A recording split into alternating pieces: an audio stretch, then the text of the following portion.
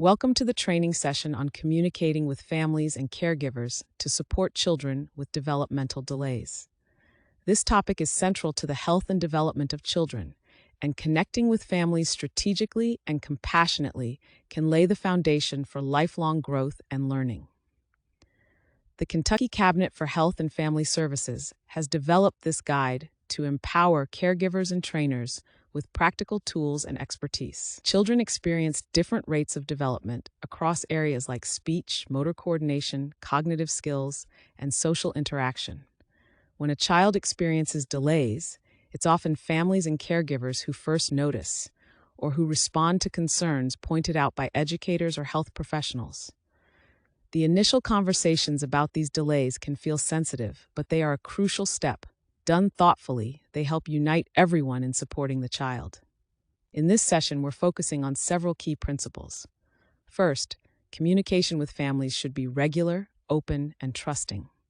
Establishing trust is the bedrock of effective conversations. It creates a space where caregivers feel safe to discuss their observations and concerns, free from judgment or fear. This means using clear language and listening actively, celebrating a child's progress, sharing both strengths and concerns, and always being mindful of cultural and personal differences that may influence communication styles. Second, effective communication means meeting families where they are. Every family brings their own experiences, worries, and hopes to these conversations. Using multiple communication methods such as spoken words, gestures, visuals, or milestone checklists can help bridge gaps and foster deeper understanding. The goal is to make these exchanges meaningful and supportive, not overwhelming. Third, it is important to equip families with resources and knowledge. Encouraging families to track milestones, seek professional guidance when needed, and participate in training modules or community programs can make a transformative difference. For example, the WHO's Caregiver Skills Training Program teaches practical skills for everyday situations and encourages caregivers to engage in routines that foster developmental growth. Throughout this introduction, remember that the objective isn't simply to identify developmental concerns, but to address them together, building a collaborative plan that involves the expertise of educators, therapists, and medical professionals alongside the lived experience of the family. The best outcomes come from teamwork, tailored supports, and ongoing encouragement. Finally, nurturing positive relationships through supportive communication contributes to a child's motivation, sense of belonging, and overall well-being. When families feel understood and empowered, children benefit not just in skills or milestones, but in their confidence and happiness. This session will guide you through effective strategies that recognize each family's unique context, support them with compassion and respect, and help you create partnerships that truly make a difference for children with developmental delays. Let's invest these next minutes in learning, sharing, and growing together, so that every child and family can move forward with hope, strength, and the support they deserve. Welcome to this important training session, focused on building the skills and confidence necessary to support children with developmental delays. As we begin, let's explore the intentions and goals outlined for our time together. First, this training has a clear intention to build provider confidence. Communicating about developmental delays, especially with families and caregivers, can be sensitive and sometimes challenging. Many care providers and educators feel apprehensive about these conversations, uncertain if they'll say the right things, worried about unintentionally causing distress, or anxious about answering difficult questions from families. This training is designed to help alleviate those fears. Through up-to-date information, practical strategies, and supportive examples, the aim is to help child care providers develop greater assurance in communicating about developmental milestones and concerns. Confident providers can share information more clearly, listen more actively, and offer families both reassurance and guidance during stressful moments. Another vital goal is fostering strong partnerships. Collaboration is at the core of supporting children with developmental needs. No single provider, therapist, or family member can do this work alone. It takes a team approach.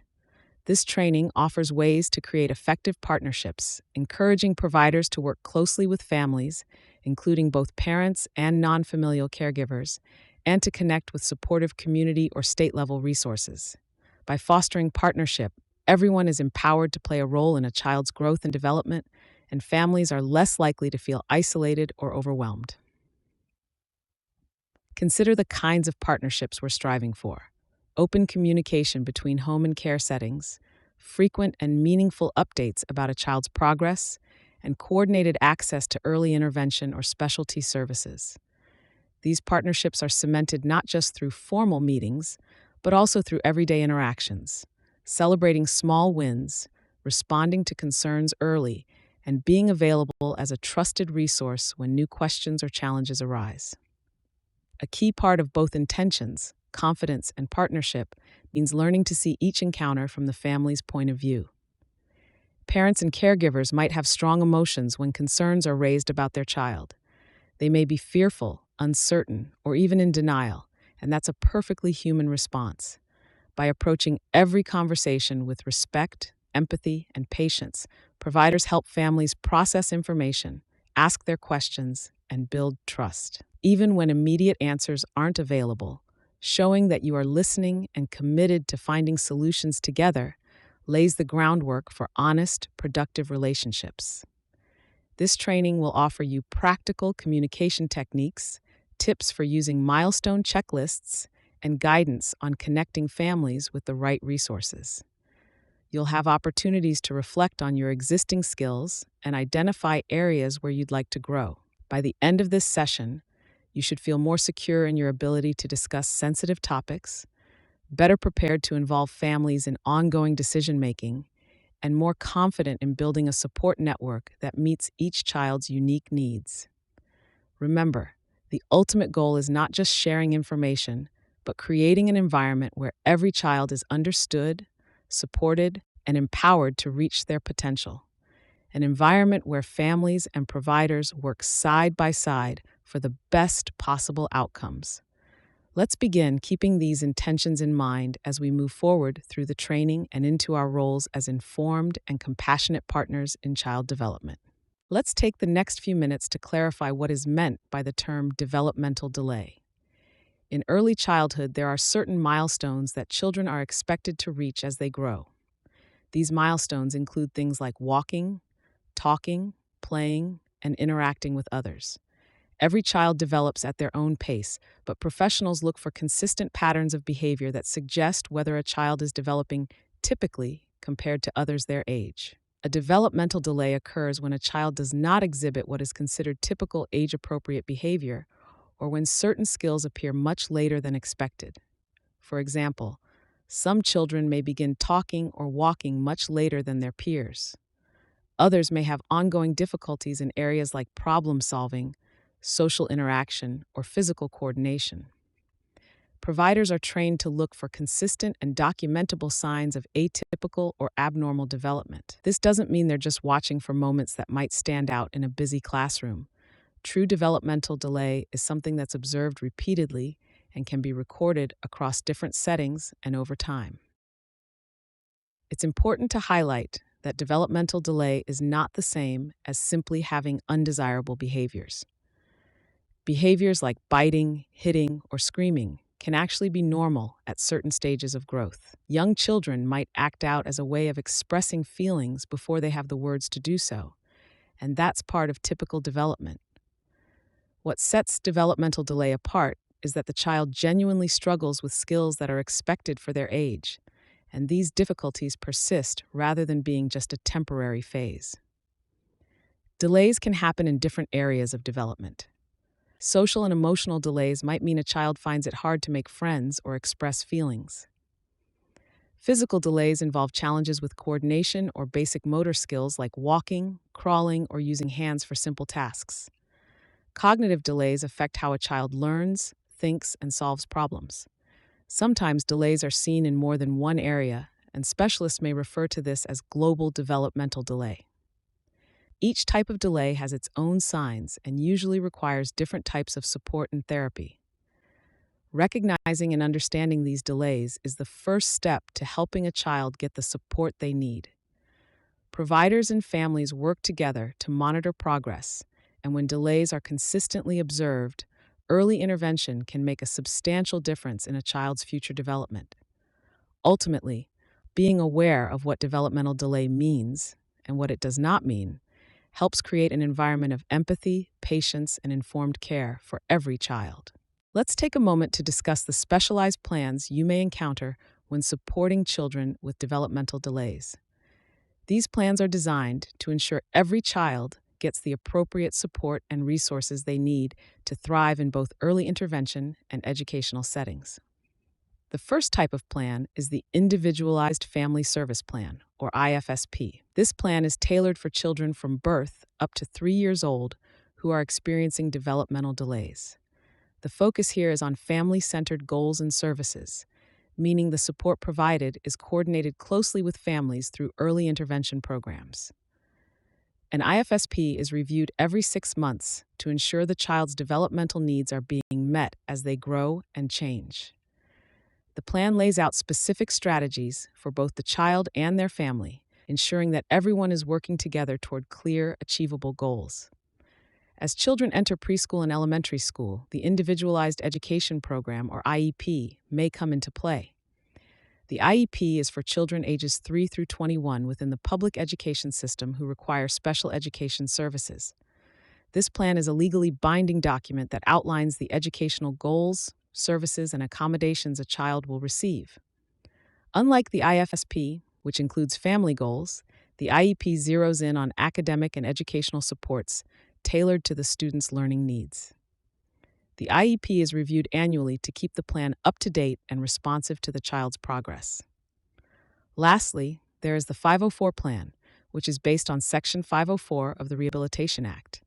This plan is for children who need specific accommodations to access education equally, but who may not qualify for special education services under an IEP.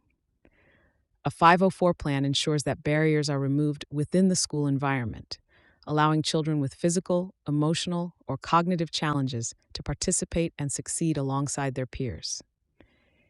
Each of these specialized plans plays a critical role in supporting children with developmental delays. They provide structure, accountability, and tailored strategies to meet individual needs, and most importantly, they empower families and providers to advocate for the very best outcomes for every child. Building a strong communication foundation from the very start is essential for forming collaborative partnerships with families. A partnership that truly makes a difference when sensitive developmental concerns arise. The very first moment a family contacts your program is when this foundation begins to take shape. Every subsequent interaction, whether it's a brief conversation at drop-off, a friendly email, or a scheduled parent meeting, contributes to shaping a relationship built on trust and understanding. From the outset, effective communication means being warm, responsive, and genuinely interested in learning about each child and their family. Take time to welcome families, learn about their backgrounds, values, and communication preferences, and use this information to personalize your approach. This respect for diversity and individual needs helps families feel comfortable, included, and valued as equal partners. Strong communication isn't just about sharing information, it's about building a two-way relationship. Encourage families to share their thoughts, questions, and concerns, and always listen actively and patiently. Use clear, jargon-free language, and be consistent with updates about a child's experiences, both the celebrations and the challenges. Be intentional with your communications, whether that's face-to-face, through digital apps, in print, or by phone, and strive to match each family's preferences. As these relationships deepen over time, you're not just making day-to-day exchanges more effective, you're also creating a safe and supportive environment for when more difficult conversations must take place. When families know they are heard, understood, and respected, it's easier to address developmental concerns together. This trust means that even when delivering challenging news, families remain open, engaged, and ready to collaborate on solutions that benefit their child. Ultimately, every interaction matters. Investing in positive, open communication from day one strengthens the entire partnership and ensures that when sensitive issues do come up, you and the family are able to face them together with empathy, honesty, and mutual respect. Let's talk about why first impressions and methods of communication are so crucial when working with new families in a childcare setting. Every interaction a family has with your center, from the very first phone call or email, sets the stage for the ongoing relationship. When new families reach out, whether by phone, email, or dropping by the center, your initial approach should always be warm, attentive, and welcoming. It's important to respond promptly, introduce yourself clearly, and show genuine interest in learning about their child and their family's unique needs. The goal is to individualize each family's experience from the very beginning. Start by gathering key information on their background, preferences, and expectations. Understand their goals, cultural context, and what they value in early childhood care. By tailoring your communication, using their preferred language, providing relevant resources, or connecting them with staff members who share similar experiences, you're showing that you see them as partners, not just participants in your program. Equally important is identifying who is already on the child's support team. During this introductory phase, ask families about specialists, therapists, or extended caregivers who play a role in the child's life. This lets you understand the big picture and helps you coordinate more effectively to ensure that everyone involved is informed and empowered. Now, let's consider the family's experience of visiting your center for the first time. What does it feel like to walk through your doors? Creating a positive sensory and emotional environment speaks volumes. Small touches, a greeting at the door, clearly marked spaces, a bright and safe classroom, staff who make eye contact and smile can put families at ease. Offering a welcome package, a tour, and opportunities to ask questions builds trust and helps families envision themselves as part of your community. It's also essential to make sure that new families feel safe sharing their thoughts and that you're open to their feedback. Remember, first impressions last, and every interaction is a building block. By making every new family feel seen, heard, and valued right from the start, you're not only setting up strong communication that helps children succeed, but you're also building the foundation for honest and supportive partnerships that can weather challenges and celebrate successes together. Effective communication in a childcare center happens through many methods each day, and the structure of your program can enhance how information is exchanged with families. Let's start with daily interactions during arrival and departure. These are more than just transition times, they're key opportunities for meaningful engagement. Greeting each family warmly at drop-off, sharing a quick update, or checking in about any changes at home establishes trust and shows families their child's well-being is a shared priority. At pickup, taking a moment to mention something specific from the child's day, whether it's a milestone, a funny moment, or an area where support is needed, helps families feel truly connected and informed. Different communication channels work best for different types of information. Face-to-face conversations are ideal for sensitive topics or detailed updates, while a quick phone call or text can be used for reminders or time-sensitive information. Emails are helpful for sharing more comprehensive updates or resources, and daily sheets, either paper or digital, allow families to see a summary of meals, naps, activities, and other important notes. Matching the method of communication to the type of message not only keeps families in the loop, but also respects their preferences and routines. Center-wide communication is another important layer. Newsletters and bulletin boards help families stay aware of upcoming events, policy changes, or highlights about what's happening in classrooms. Having an open door policy encourages families to reach out, ask questions, or schedule meetings as needed. Group celebrations, like cultural events, birthdays, or classroom achievements, foster community spirit and make every family feel valued and included.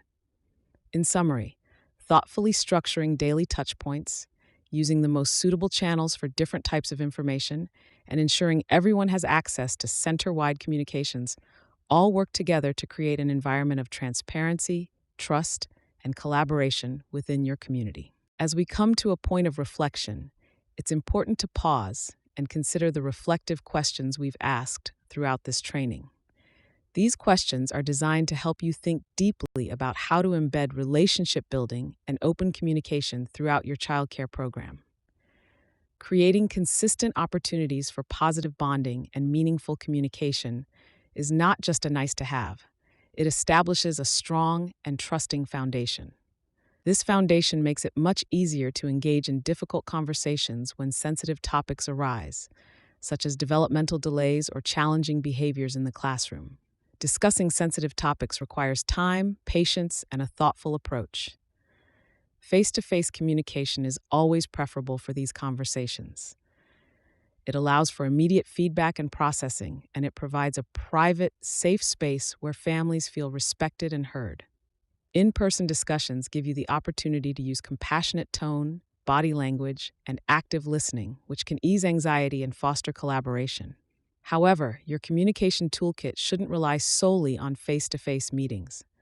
Electronic means of communication, such as video calls, emails, or secure messaging apps, can also be invaluable. These tools allow you to include therapists, advocates, or other important members of the child support team who might not be able to attend in person. Including these professionals ensures that everyone is on the same page and working together seamlessly toward the child's best interests. At this juncture, it's also valuable to engage trainers and experienced staff by asking, what communication methods have you found to work best when discussing developmental concerns with families? Sharing insights and practical strategies helps build a richer knowledge base for handling sensitive issues. Methods that often emerge as effective include starting conversations with positive observations, using clear and empathetic language, allowing families the space to express their feelings, and establishing follow-up plans for continued communication. In summary, reflection is an ongoing process. By continuously thinking about and improving your communication practices, you build a culture of empathy and transparency that benefits children, families, and providers alike. Effective communication about sensitive topics is not a one-time event, but part of a broader, ongoing partnership built on trust and mutual respect. Strength-based communication is a powerful approach that focuses on framing challenges in the classroom positively and using alternative language to create a supportive dialogue with families. Instead of highlighting deficits or problems, this method emphasizes the child's strengths, interests, and unique qualities. By approaching discussions from a place of wonder and curiosity, asking questions and seeking to understand rather than judging, we build a collaborative and respectful relationship with families. A good way to begin these conversations is by starting with positive observations about the child. Highlight what you see as their abilities, progress, and moments of joy in the classroom. For example, you might say, "I've noticed how your child interacts warmly with peers during free play, showing great creativity." Starting on this positive note creates a foundation of trust and reassurance. Then, gently share the observations about behaviors or challenges for which you're seeking ideas or support. For instance, "I have also noticed that your child sometimes becomes frustrated during transitions, and I'm wondering if you've seen this at home and how you've helped." This invites the family into a partnership to problem solve and explore solutions together. Using strength-based language changes the tone of the conversation and invites collaboration. It helps families feel valued and empowered rather than defensive or overwhelmed. This approach encourages caregivers and educators to work as a team, celebrating progress while constructively addressing areas where additional support might be needed. By focusing on what the child can do and building on those strengths, we foster a positive environment where developmental challenges become opportunities for growth and learning. When we think about job interviews, many of us recall the common questions. What are your strengths?